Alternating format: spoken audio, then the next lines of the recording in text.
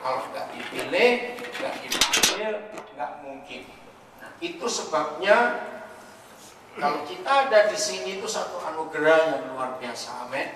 Baik, kita akan belajar sekarang. 2 bulan yang lalu, saudara, saya dimarah oleh banyak gereja dan banyak pendeta dalam sebuah acara misi. Mungkin bisa digeser Pak kursinya, kalau nggak tengeng. Begini ceritanya. Saya itu sudah jengkel betul dengan konsep misi yang ada. Saya nggak tahu saudara pernah jengkel juga. Begini kalimat yang saya katakan pada pertemuan itu. Sudahlah gini aja.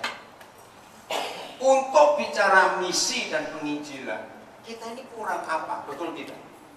Orang-orang ahli kita datangkan yang bergerak di bidang misi, seminar-seminar, semua prinsip, semua teori, semua buku, semua fasilitas yang kita pernah terima, bukan cuma dari Hagai, tapi dari banyak. Ini bicara soal penginjilan, penyelamatan jiwa-jiwa, kurang apa lagi? Tapi kenapa kita itu nggak maju-maju? Maaf ya saudara, ini yang buat mereka marah. Dan saya ingin katakan kepada saudara, kalau kita tidak mau belajar kepada setan dalam memenangkan jiwa, kita akan gagal. Nah itu yang mana? Mari saya tanya. Menurut saudara, narkoba dengan Injil, mana yang lebih laku? Narkoba. Nah jawab baik-baik, ini fakta. Lo betul tidak? Pornografi dengan Injil, mana lebih laku? Lo serius? Betul, ayo jawab, saya tanya ini. Nah, yang lebih celaka lagi, narkoba itu nggak pernah pasang iklan. Betul? Narkoba itu tidak pernah punya training.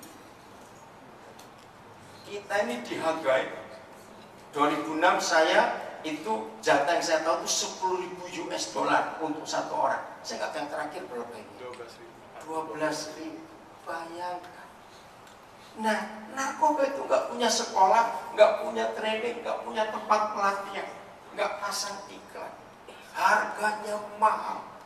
Kalau saya nyebut harga sabu-sabu 1 gram, jangan dikira saya bandar, saya tahu harganya. Maaf ya saya ngomongin. Sekarang ini sudah 2 juta lebih 1 gram sabu-sabu. Bayangkan, lebih dari harga emas 1 gram. Terus dampaknya mengerikan. Coba kita hitung. Harga mahal, dampak mengerikan, tidak pakai iklan, tidak punya training, yang ketangkap begitu banyak, yang mati pun gak sedikit. Kenapa mereka bisa menang? Nah kita ini punya training. Injil itu gratis. Dan dampaknya kalau orang terima Injil bisa tahu. Terus kita ini pasang iklan di mana-mana. Ngerti nggak saya maksud ini, saudara? Dan yang kita punya tidak laku. Maka saya bilang, saudara belajar aja kepada setan ya, capek kita ini. Saudara marah atau setuju? Saya nggak tahu. Setuju. Berarti pendeta yang salah. Marah saya. Wah, saya dikatai sesat macam-macam. Oke. Karena ini fakta, betul itu. Mari kita buka Yohanes 17 ayat yang ke-20. Yohanes 17 ayat yang ke-20. Di PowerPoint ada tidak? Ada di PowerPoint? Baca nih. Enggak ada. Enggak ada, kita bagaimana? Oke, saya minta salah seorang baca ayat itu. Yohanes 17 ayat 20. Masih ada banyak kursi kosong, kenapa Ibu Bapak Hagai kok nggak duduk aja? Ayo Pak Matias, masih banyak kursi kosong. Ya, silakan. Sekali lagi, ayo, saya ingin semua kita kalau belajar duduk itu lebih baik. Ya, ayo. Sudah Yohanes 17 ayat 20 yang ada Alkitab, tolong dibaca seorang. Dan bukan untuk mereka ini saja aku berdoa, Ya. tapi juga untuk orang-orang yang percaya kepadaku oleh pemberitaan mereka. Coba tambahkan kata akan di kata ini. Dan juga untuk orang-orang yang akan percaya kepadaku oleh pemberitaan mereka. Ada beda? Saya tanya, bahasa Inggris beda ya? Ada akannya? Oke. Coba bacakan Pak bahasa Inggrisnya supaya kita tahu. My prayer is not for them alone. I pray also for those who will Also. believe in me through their message. Saudara, begini. Menurut saudara, doa Tuhan Yesus ini yang sudah didoakan kira-kira 2000 tahun yang lalu, sudah dia amenkan atau belum? Ngerti pertanyaan? Ayo, baca lagi ayat. Ngerti kata amen dan berhenti? Ya, oke, kalau gitu saya tanya. Menurut saudara, doa Tuhan Yesus ini sudah diamenkan, sudah berhenti atau belum? Ayo, masa ragu-ragu. Salah pun nggak akan dihukum. Siapa? Sudah atau belum diamenkan? Sudah berhenti atau belum? Belum. Kenapa belum? Kalau saudara bisa jawab, ini masalah. Kenapa Tuhan Yesus belum stop doa ini? Berarti sampai hari ini dia masih berdoa yang sama itu enggak? Masih. Oke, kenapa? Ayo jawab. Ayat 21. Bukan ayat 21-nya, ayat 20 saja. Karena pemberitaan itu masih tetap berjalan. Kurang tepat. Bukan karena pemberitaan masih berjalan, kurang tepat. Esensinya bukan di pemberitaan. Nah, karena masih banyak yang belum percaya dia. Itu esensinya. Bukan soal pemberitaannya. Betul tidak? Kan itu tujuan dia datang. Supaya semua orang diselamatkan. Kan begitu. Nah, metode apa sih yang kita kurang untuk penginjilan? Di luar Hagai ini ada banyak lembaga penginjilan yang hebat-hebat. Halo. Betul tidak? Ini sedih. Nah, lihat. Bukan untuk mereka ini saja aku berdoa. Mereka itu siapa? Kita. Tapi juga untuk mereka yang akan percaya kepadaku. Lalu penekanannya di kalimat terakhir. Bagaimana mereka bisa percaya kepada Yesus? Karena pemberitaan kita.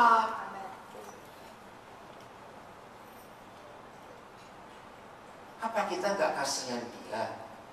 Doa sudah 2000 tahun belum selesai. Ayo, siapa yang pernah kecewa doa 3 bulan itu dijawab marah-marah? Ini 2000 tahun, Bapak. Oke. Seringkali gereja membuat doa puasa. Dan tiap kali ada orang puasa, saya itu tanya, kamu itu puasa untuk apa? 90% jawabannya ya untuk cari kehendak Tuhan.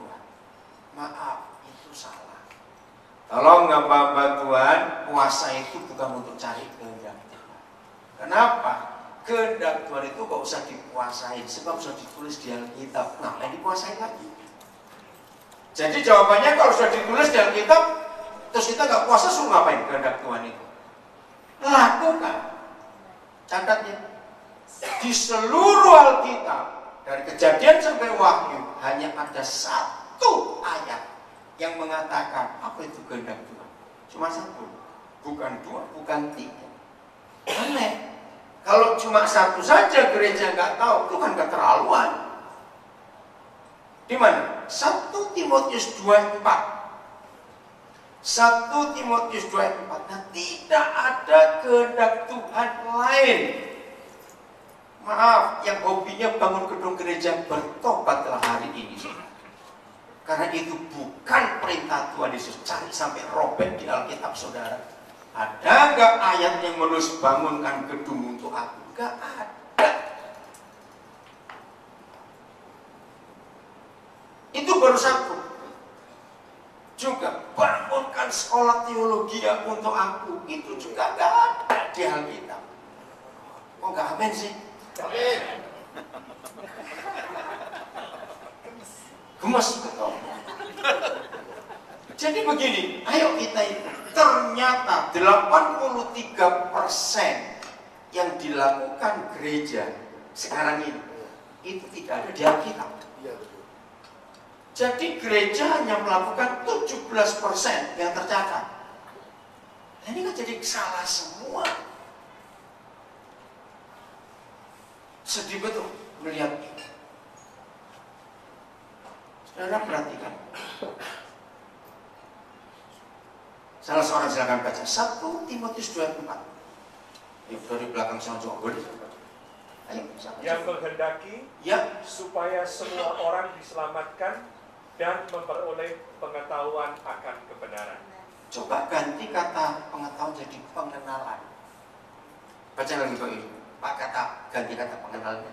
Yang menghendaki Ya. supaya semua orang diselamatkan dan memperoleh pengenalan akan kebenaran. Oke. Semua kita tahu siapa kebenaran. Yesus, akulah jalan, akulah hidup dan akulah kebenaran. Ini loh yang Bapak cakap. Nah, yang gereja langgar ayat ini adalah jadikan semua orang itu orang Kristen dan masukkan jadi anggota gereja. Ini yang dirusak. Jawab ya atau tidak? Tidak ada ayat yang menyuruh kita untuk mengkristenkan orang, tapi memuridkan orang. Itu perintah. Bahkan kata Kristen yang sekarang menguasai dunia, apa-apa Kristen, catat ya saudara, itu cuma 1 kali disebut di Alkitab. 1 kali di Kisah Rasul 11. Dan celakanya lagi, kata Kristen itu keluar dari mulut orang kafir, orang Roma, yang artinya ejekan. Jadi kata Kristen tidak pernah keluar dari mulut Tuhan Yesus. Nah, mengapa yang kata ejekan itu jadi dominan, jadi trademark? Ini kesalahan. Kata yang dominan di Kisah Rasul yang adalah blueprintnya gereja itu kata murid.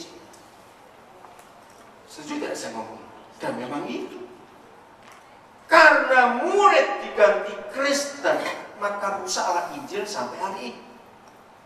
Dan kita harus mengembalikan kebenaran adalah kebenaran yang selama ini gereja buat yang salah jadi benar. Orang berlomba-lomba bangun gedung gereja, orang berlomba-lomba bersekolah teologi, itu merusak. Saya ulangi lagi, demi visinya yang dahsyat, setan harus menyebarkan dosa kemana-mana. Itu visi setan bukan? Lalu saya jawab, tanya iya atau tidak? Tapi setan nggak pernah punya sekolah dosa. Tapi dosa laku. Demi visinya, gereja harus menyebarkan Injil. Dan gereja punya sekolah Injil. Mahal-mahal lagi bayar sekarang. Setuju saya ngomongin? Kenapa yang nggak punya sekolah berhasil, yang punya sekolah gagal? Tutup saja semua sekolah Alkitab, sekolah teologi. Ini yang merusak. Nah, kok diem? Betul, itu merusak. Saudara. Karena itu doktrin yang dipelajari, bukan kebenaran. Masing-masing sekolah teologi itu pasti punya doktrin. Dan doktrin itu yang merusak kebenaran. Sebab doktrin itu buatan manusia. Saya mau bukti. Seandainya kita duduk ini berapa orang yang duduk? 80 orang. Percayakah saudara kalau kita 80 orang ini memutuskan 2 bulan ke depan kita nggak boleh bertemu siapa-siapa, dan masing-masing kita membaca Alkitab dengan cara kita, dengan motivasi kita, dengan ide-ide kita, nggak boleh diganggu oleh siapa, sendiri bongkar Alkitab. Percaya tidak, 2 bulan kemudian waktu kita kumpul akan keluar 80 doktrin baru. Lu jawab, ya atau tidak? Nah, itu namanya doktrin. Kebenaran itu bukan dogma dan bukan doktrin. The truth is true. Semua kata doktrin itu akal-akalan manusia. Dan ini yang merusak. Maka itu kalau saudara nekat mau sekolah teologi, harusnya masuk semua sekolah teologi di dunia, baru akan ketemu kebenaran. Karena masing-masing itu kalau dipaksakan jadi seperti pasal. Nah, bagaimana hanya satu keping dari ribuan pasal berkata ini paling benar? Kan goblok betul itu orang. Amin. Bahkan kata teologi sendiri itu merusak. Theo itu Tuhan, pribadi yang absolut, dilogikakan. Kan gobloknya yang buat itu. Katakan apa? Gak usah ragu-ragu. Loh, betul tidak saya ngomong? Teologi itu kalimat yang 1000% salah. Logi itu pelajaran. Kalau biologi boleh, geologi boleh, psikologi boleh, dan logi-logi yang lain. Tapi teo tidak bisa. Renungkan itu. Dan gereja harus berani merombak yang salah dan kembali kepada kebenaran. Amin lagi saya ini. Amen. Ini kesalahan para teolog yang merusak kebenaran. Karena masing-masing ngotot dengan doktrin dan hancur sampai hari ini. Saya ulangi lagi, setan tidak pernah buat sekolah dosa, tapi dosa lama. Gereja buat sekolah Injil, tapi Injil tidak lama. Kalau kita nggak berani, kenapa kalau manajemen dunia punya prinsip out of the box? Pernah dengar kata itu? Itu sebuah fakta. Bahwa selama orang itu terkotak di pikirannya sendiri, nggak pada kotak itu, maka dia nggak akan terima kemajuan. Dan satu-satunya fakta yang tidak pernah berubah dan nggak pernah mengalami inovasi itu cuma agama. Katakan amin. Semua alami revolusi, inovasi, perubahan. Betul tidak? Apa saja. Dunia medis luar biasa mengalami perubahan. Makanan mengalami perubahan, model, teknologi berubah semua tidak? Maju tidak? Tapi yang nggak boleh berubah itu agama, dan itulah doktrin. Jadi sebetulnya Tuhan itu benci dengan agama. Maka itu yang dicari oleh Bapa di surga adalah mengenal Dia, bukan mengetahui tentang Dia. Beda. Nah, untuk mengenal, dunia mengakui hanya ada satu cara: bergaul. Tapi belajar tentang seseorang ini yang digalakkan oleh gereja. Ngerti maksudnya? Bisakah orang mengenal orang itu kalau dia cuma mempelajari orang itu? Jawab bisa tidak? Tidak. Itu hanya jadi pengetahuan tentang orang itu. Seluruh Alkitab yang Papa minta adalah kenal Dia.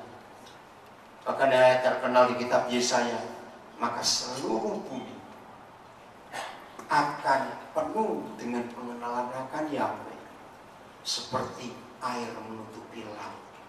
Wah, itu dahsyat sekali. Bukan mengetahui. Dan apa yang terjadi di Yesaya 11 setelah kalimat itu diucapkan? Begini, cari aja nanti di rumah. Karena apa? Maka di seluruh gunungku yang kudus tidak ada yang berbuat curang dan tidak ada berbuat jahat lagi. Karena apa? Karena pengenalan akan Tuhan itu memenuhi bumi. Selama pengetahuan tentang Tuhan yang memenuhi bumi, maka terjadi dalam perdebatan. Yang namanya logi itu harus dipertahankan. Namanya disertasi. Dan disertasi itu harus disanggah. Ya atau tidak? Baru ketemu ilmu baru. Kebenaran itu kebenaran, nggak usah disanggah, nggak usah diganggu gugat, nggak usah diapa-apakan. Ya dia begitu. Ini bedanya. Saya kembali. 1 Timotius 2 yang menghendaki supaya berapa orang? Kristen kan, tapi memperoleh pengenalan pada kebenaran. Ini yang Bapak cari. Lalu Tuhan Yesus mengajar Injil itu. Tuhan Yesus mengatakan dalam 4 benda atau 4 hal. Ya, catat aja nanti, cari ayat-ayat. 1. Yesus mengajarkan Injil itu air. Tuh, iya nggak? Air hidup. Pertanyaannya, adakah manusia nggak butuh air? Tidak ada. Kedua, ini berkata Injil itu terang. Betul tidak? Hanya petapa yang nggak butuh terang. Tahu petapa ini? Petapa di buah-buah. Manusia normal pasti butuh terang. Nomor 3. Yang pertama Injil itu air, kedua terang, ketiga Injil itu garam dunia. Tidak semua orang butuh gula, tapi semua hidup butuh garam. Betul? Masih ingat cerita-cerita di desa-desa? Sapi-sapi, kambing-kambing suka masuk dapur karena makan garam, cari garam. Aneh. Ya, yang nggak pernah tinggal di desa nggak tahu. Ada yang pernah tinggal di desa nggak waktu masih kecil? Jadi sapi, kambing itu kalau sudah lama nggak diberi garam, dia akan cari di dapur. Mereka butuh garam. Keempat, Injil itu kasih. Tidak ada orang nggak butuh kasih. Semua kehidupan membutuhkan kasih. Siapa sering ikuti cerita apa itu film-film pendek di YouTube akhir-akhir ini? Banyak bayi-bayi yang nggak bisa diselamatkan, cuma dipeluk saja, dia hidup. Oh, itu banyak sekali.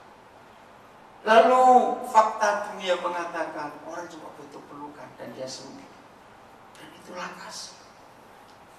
Nah sekarang berarti air, terang, garam, kasih. Itu. Seharusnya laku nggak 4 hal ini? Laku. Karena kebutuhan semua orang. Tapi kenapa nggak laku? 2 hal. Salesnya dan packagingnya yang laku. Lo betul tidak? Kita pakai ilmu bisnis. Salesnya siapa? Kita. Contoh, kalau saudara didatangi sales, entah salesman, sales girl, dia bilang jual perfume. Tapi ketika dia deket-deket, hidung saudara gerak-gerak. Ini bau apa? Maaf, dia jual perfume tapi bau badannya Amir. Ngerti gak ilustrasi ini? Yang mana laku? Nah kalau Injil itu hidup di kita, orang itu nggak perlu kita tawari, nggak perlu kita paksa. Mereka akan lihat sendiri. Sekarang packaging. Tolong buka dulu ayat ini. Yohanes pasal 20 ayat 23. Saya akan berikan beberapa fakta secara psikologis dan fakta secara medis tentang ayat ini. Yohanes 20 ayat 23. Siapa aja boleh baca, silakan. Yohanes 20 ayat 23. Ya. Demikian firman Tuhan, jikalau kamu mengampuni dosa orang, dosanya sorry Bapak, tolong selanjutkan. Jikalau kamu mengampuni dosa orang, dosanya diampuni, dan jikalau kamu menyatakan dosa orang tetap ada, dosanya tetap ada.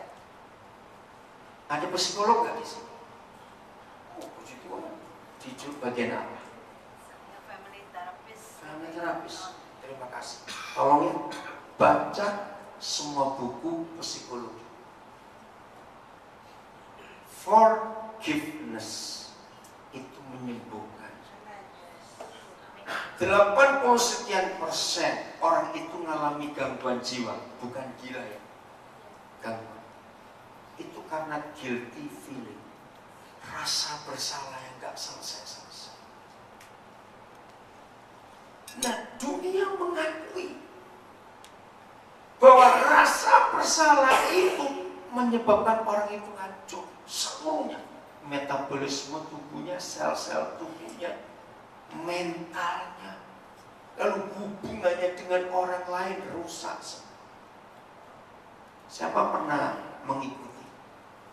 Satu-satunya hal yang dibuat oleh Tuhan Yesus dan selalu jadi masalah di depan para ahli Taurat, orang Farisi dan imam-imam. Kalau Tuhan Yesus buat apa? Mengampuni dosa. Itu yang buat mereka wah kayak apa? Satu kali saya tuh berpikir begini, Tuhan, kenapa sih kalau Tuhan Yesus tahu tiap kali Tuhan Yesus mengampuni dosa orang Farisi marah. Mbok iyalah sekali-kali kalau ngampuni itu gak ada mereka gitu. Nanti gak logika saya mikir gitu. Kenapa suka bikin ribut? Sampai satu hari tahun 90, kira-kira bulan Juli, saya belum nikah waktu itu, saya di Australia. Saya ke Perth, ke Melbourne, ke Sydney, ke Brisbane.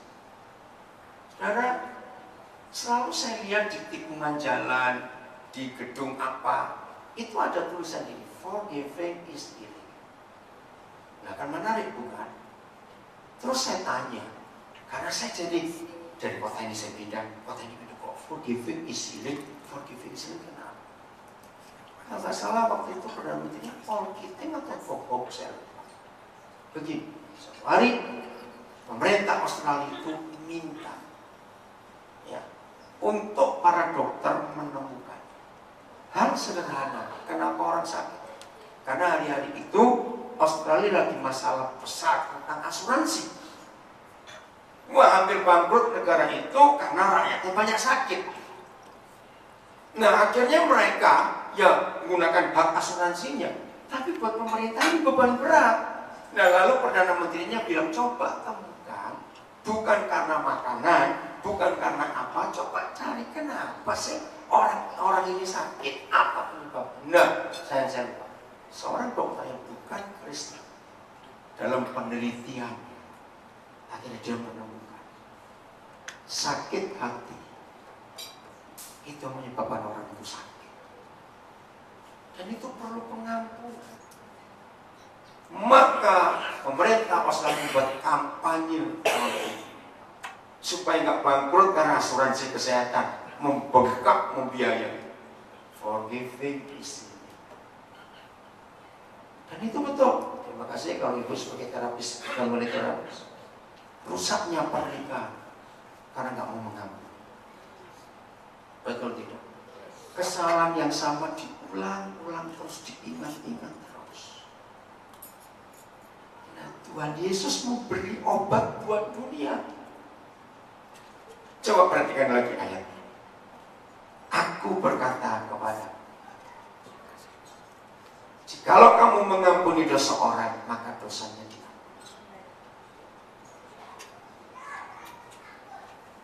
Satu-satunya gereja yang mutlak menggunakan ayat ini adalah Katolik. Para imam mereka dari 7 sakramen gereja Katolik, maka salah satu adalah sakramen pengakuan dosa. Dan ini dipakai. Tapi percaya nggak ini hanya untuk para imam atau untuk semua orang percaya? Nah, lihat ayat 22.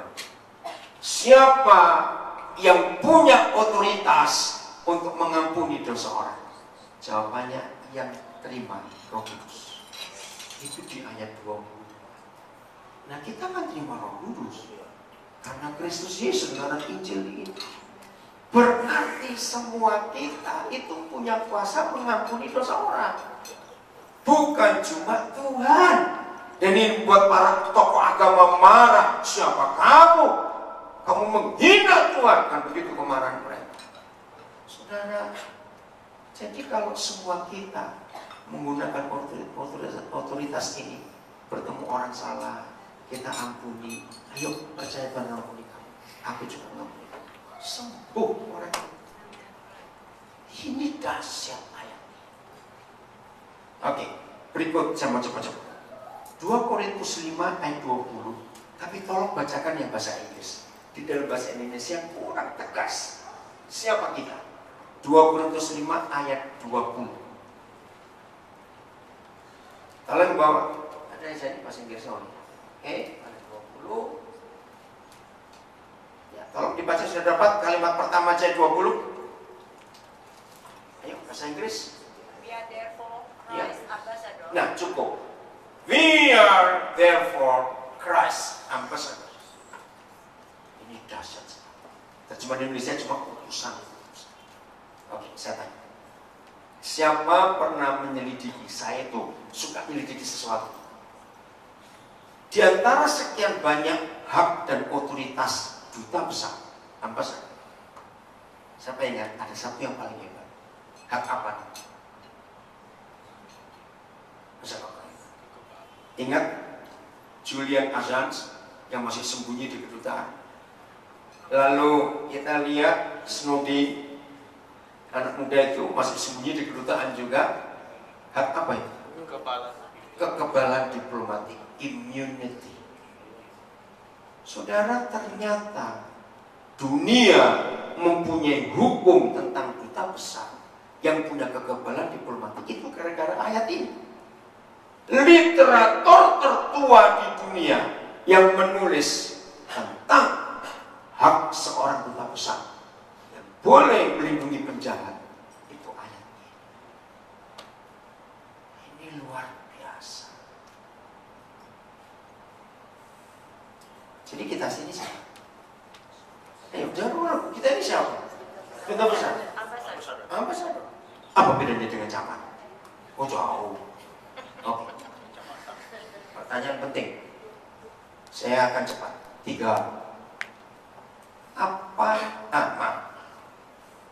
Posisi otoritas duta besar itu selevel dengan siapa?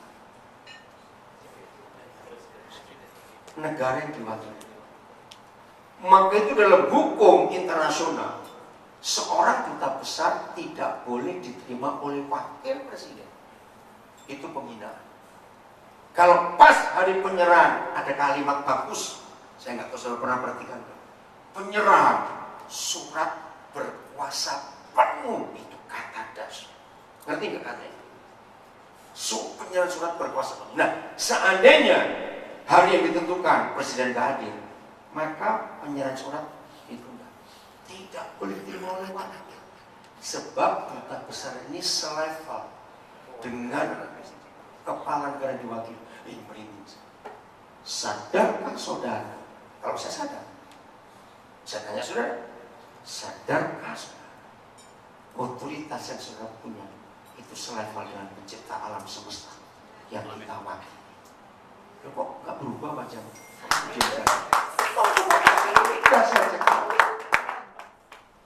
Nomor 2.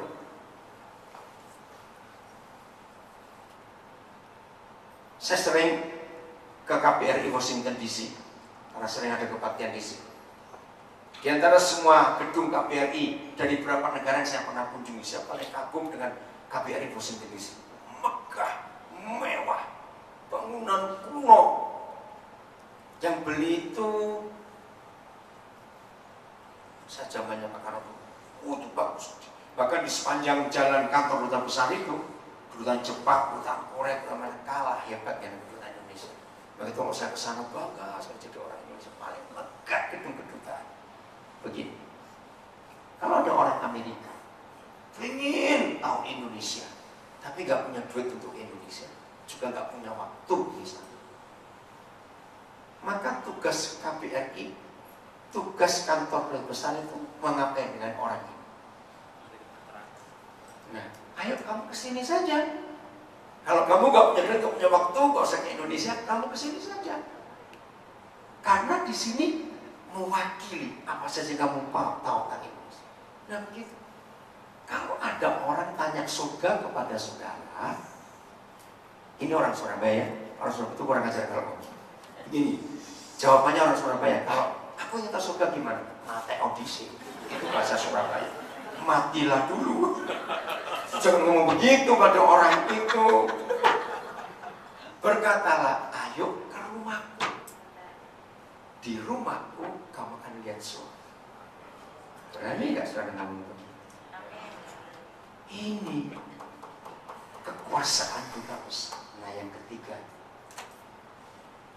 penjahat paling jahat sekalipun di suatu negara dan dikejar oleh aparat keamanan. Dan dia bisa lompat masuk ke halaman duta besar negara mana saja. Diamankan.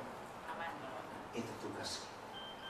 Maka itu di antara semua kalangan pendeta saya paling unik. Bukan nanti. Berapa kali maling masuk ke rumah saya tuh nggak pernah teriak maling. Saya sambut dia baik. Serius.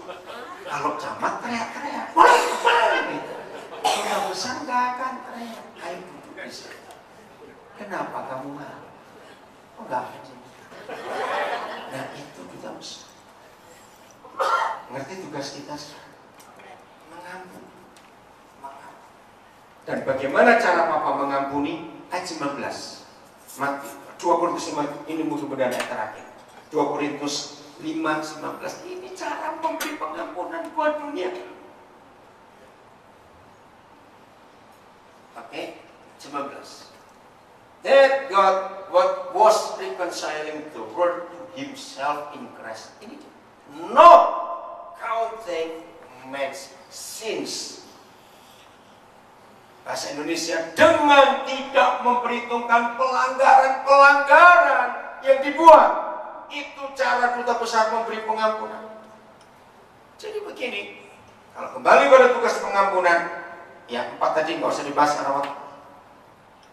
Maka tiap kali kita mengampuni orang, harusnya seperti Papa mengampuni kita. Nggak menghitung lagi pelanggaran masa lalu. Maka itu kalau saudara berlagi, oke, ayo sini, aku ampuni kamu. Tapi baca dulu SMS tahun 2004. Maksudnya apa itu? Maksudnya apa? Ayo jawab. Masih memperhitungkan. Dunia memerlukan Injil yang seperti ini. Maka orang itu semua. Jangan pernah menghitung orang yang bersalah kepada kita, kepada orang itu. Semua. Jadi kalimat itu, barang siapa mengampuni dosa orang, dosanya diampuni. Itu tidak menunjuk orang itu berdosa kepada kita. Coba saudara teliti kalimat itu. Ini dosa orang yang nggak ada urusan dengan kita pun.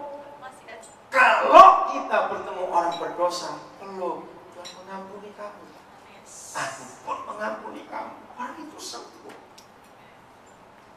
Kalau dosanya kepada kita sudah tahu. Yesus berkata, ampunilah musuh, berkatilah orang yang membenci kamu. Itu sudah hukum baku.